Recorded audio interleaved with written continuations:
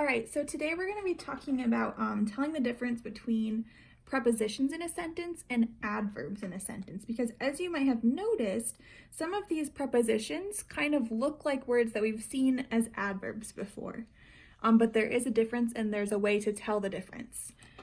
So for example, I have two sentences here. We stood before the gorilla's cage. I had never seen a gorilla before. Okay, so both of these sentences use this word before. Okay, now one of these sentences is using it as a preposition and one of these sentences is using it as an adverb.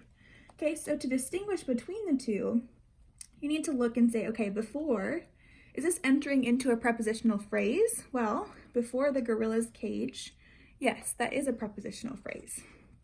Okay, and I know that because we also have the subject or the object of the sentence of the preposition here. Okay, cage would be that object. Okay, so before the gorilla's cage, we have an object of the preposition and we have a preposition.